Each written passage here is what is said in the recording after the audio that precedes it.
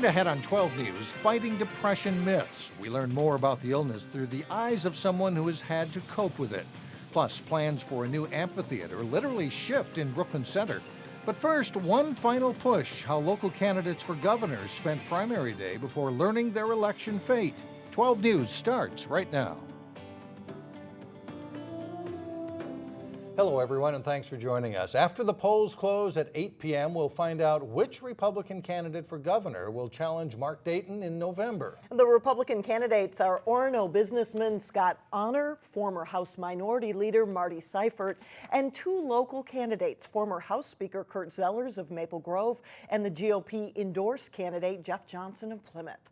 Today, reporter Cassie Bonstrom caught up with both the Zellers and Johnson. As voters arrived at the polling sites this morning, they were faced with an unusual ballot. On it, 4 Republican gubernatorial candidates, each vying to be the party's nominee. Bottom line, it is unusual to see the kind of competition that we're witnessing today. Political analyst Larry Jacobs says the field is usually narrowed down after the party makes its endorsement in June, but not this time around. This year, we are seeing, I think, a sea change, where we're finding the Republican Party and its allies saying, no, we want to have more of a voice. The convention is too narrow, and the number and the types of people going there don't really reflect the full Republican Party. Each of the 4 candidates has spent months differentiating himself and building a support base. After voting this morning, Representative Kurt Zellers of Maple Grove spent the rest of the day reaching out to voters. I think I sent about 110 texts this morning to friends, family, coworkers, anybody. He touts his experience as House Speaker, saying his record speaks for itself. I can point to things that I've done where the other guys have to say, here's what I would do or could do if gotten elected.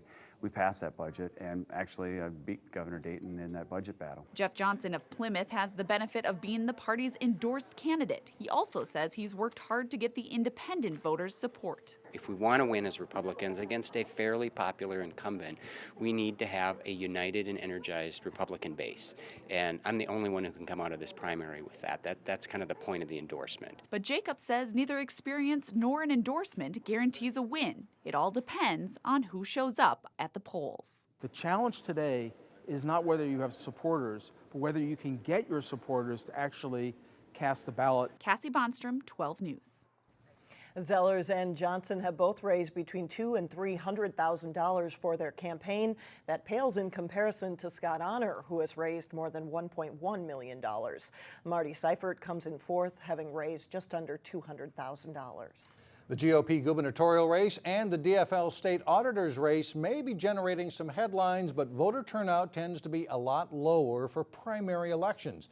In cities like Crystal, where there are 3 contested city council seats on the ballot, they're expecting voter turnout to be about 15% based on past primary elections. In Brooklyn Park and Brooklyn Center, there are contested mayoral races.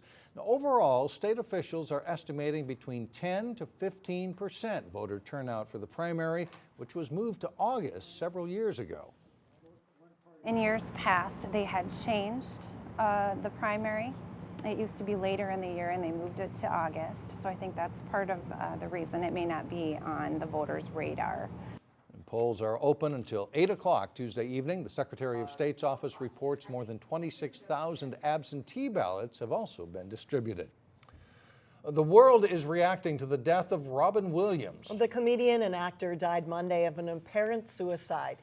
For years, Williams suffered from depression and drug abuse. As reporter Sonia Goins shows us, depression impacts more people than you might think.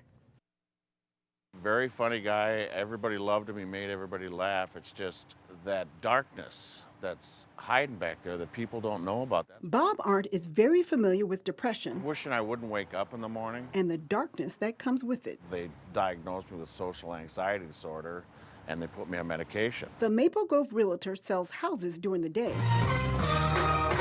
and is a singer at night. I still sing with my eyes closed, and I wear dark glasses on stage, and it's just the way I cope with it. Depression hit him at an early age. It stemmed from severe child abuse, physical and emotional. He says at times he tries to mask his sickness. My deal is I put on the happy face, and I put on, I just try to act happy when I'm around people. I have my good moments, my bad moments. He's even thought about taking his life. I think maybe the thoughts of suicide were getting more frequent, and the feeling of worthlessness. Bob is not alone in his struggles. An estimated 25 million Americans suffer from depression each year, and women are twice as likely to suffer from depression than men. Depression is something that's very real. It's something that's physical. So when you become depressed, you physiologically have a lot of different experiences. But many of those people don't get help because of the stigma often attached to mental illness. People may be concerned that someone will think that they're crazy. Many men are concerned that family and friends will overreact. And you'll just fight it yourself. Bob says he's glad he made a call for help more than 10 years ago, and he's hoping others in his shoes will do the same. If you think you have depression or there's something wrong, anxiety, seek professional help. Now, there are many resources available to help deal with mental illness. Hennepin County Medical Center has an acute psychiatric service. It's a 24-hour emergency room for patients with a mental crisis. Hennepin County also has a mobile crisis service that's available around the clock. Mike and Alex, there are also 24-hour hotlines. We put that information on our website. Good to know. Thank you. Thanks, Sonia. Felony charges are now filed against a Coon Rapids man accused of driving drunk and slamming into the car of a Brooklyn Center teenager who later died. Michael Van Wagner is charged with criminal vehicular homicide. A toxicology test revealed his blood alcohol level was 0.29. That's more than 3 times the legal limit.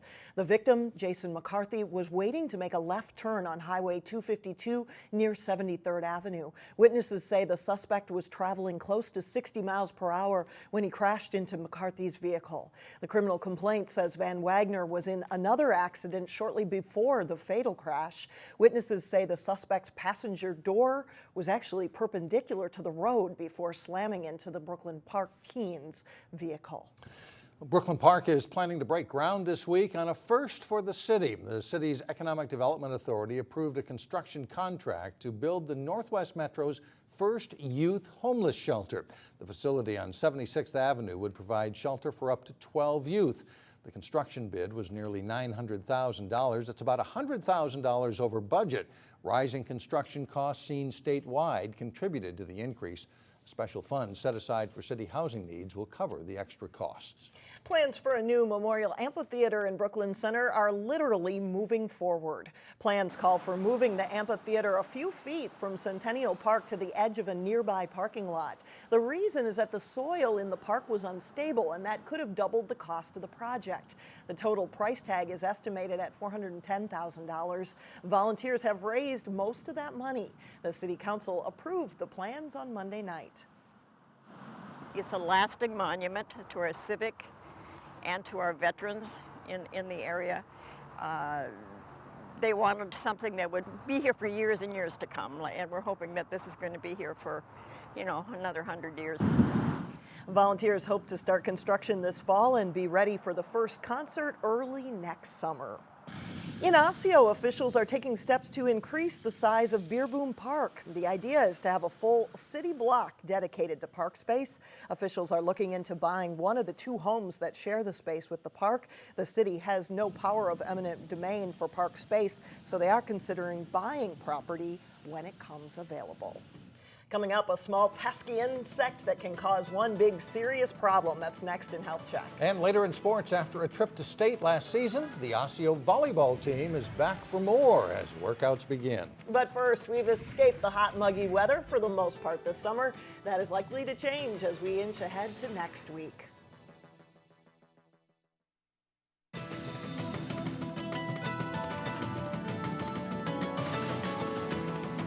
Summer may be drawing to a close in Minnesota, but we are entering the peak season where people can come into contact with mosquitoes that carry the West Nile virus. State health officials urge people to take precautions, but they're not the only ones on the lookout. In today's Health Check report, Elaine Cleveland tells us how one organization deals with West Nile concerns this time of year.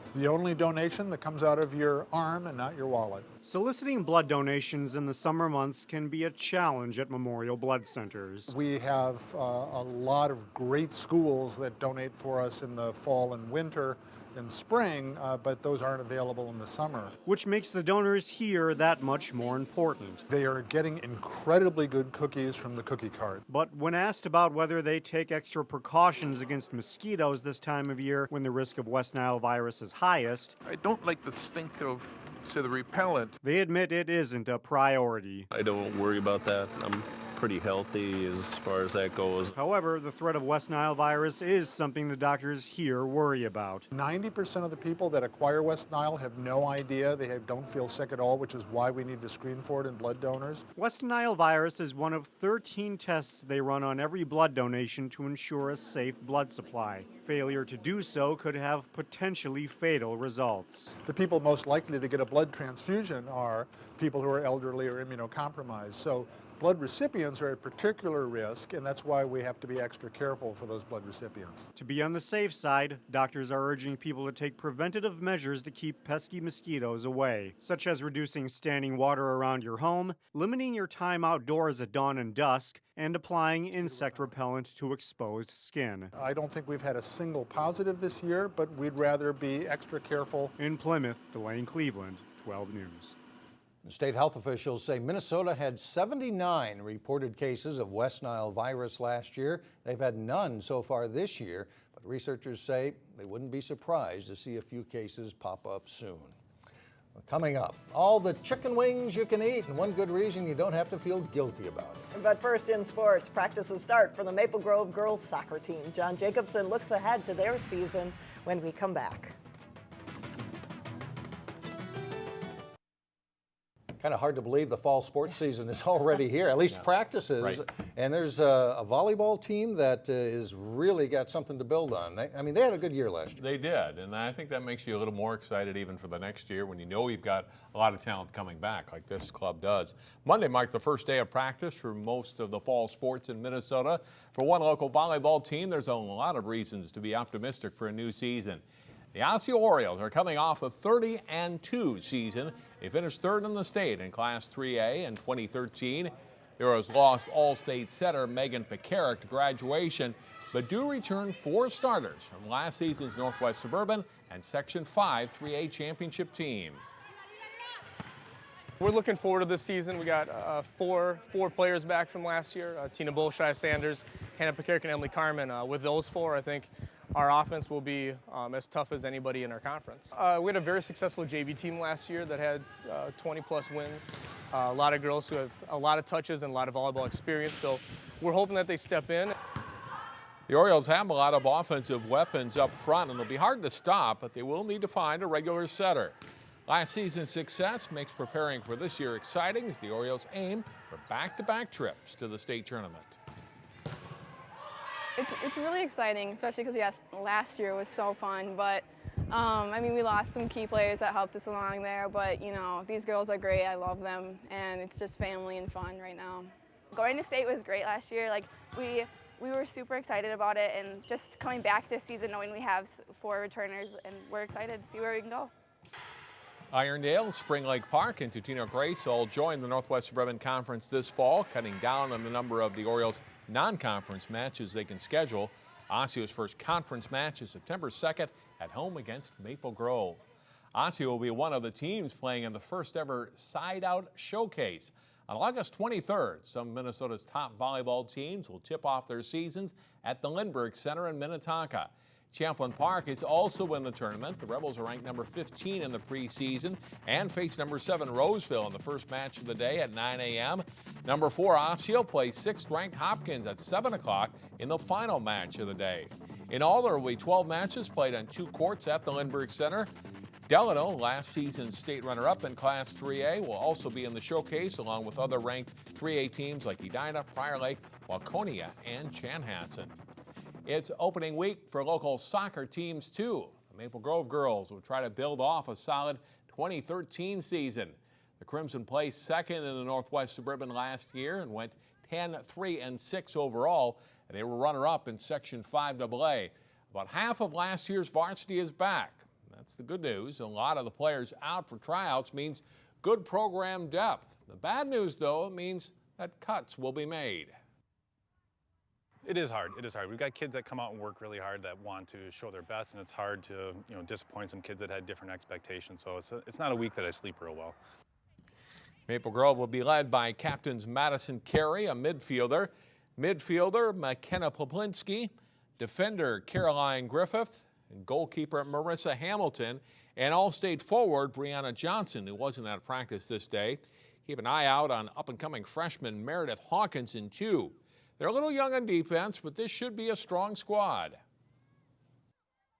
Well, last year, 3 defenders left. I played center defense last year with some seniors, so I think that defensively we'll be all right, but I think our forwards will be a little more powerful this year. So definitely with our offense, because our defense, we lost a lot of players, but we're still going to be good on defensive end, but offense will be very good. We generally have the goal of trying to win the conference and win the section. That's usually a realistic goal for us, and that'll still be ours this year. If you want to win the conference in our conference, you go ones through, so you almost can't lose your way through. So you can't have any games where you kind of, oh, we should have got that one. Maple Grove opens the season Monday, August 25th at Roseville before facing rival Osseo the next night. As we mentioned in that story, and a lot of teams going through this tryouts the first few days, always a hard time for coaches and obviously pressure on a lot of those kids, trying to make the teams. That's right. Yeah. Thanks a lot, John. Well, still ahead, 2 words. First word wing, second word ding. We'll feast on something for a good cause when we come back.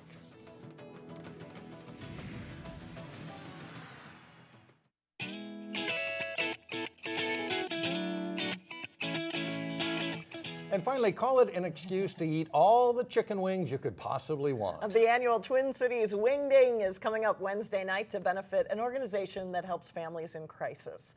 Milton's restaurant in Crystal is one of more than a dozen metro area restaurants offering wings at the benefit. Milton's alone is already prepping 1,000 wings, including peach habanero ones and jerk chicken. It is the first time that they've participated in the Wing Ding, which benefits tubmen and those who are experiencing domestic abuse. They need whatever they can in terms of the awareness of it, and also the challenge, It's going to be quite the challenge, which it already is, to prepare all these wings. The Wing Ding begins at 5 o'clock Wednesday evening, goes till 10 at the Depot in Minneapolis. Tickets are $30 in advance and $35 at the door.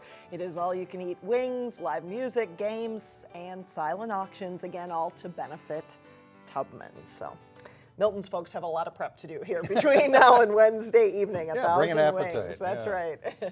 That does it for us. Thanks so much for joining us. Stay with us. Community Corner is coming up next, and we'll see you again tomorrow beginning at 4.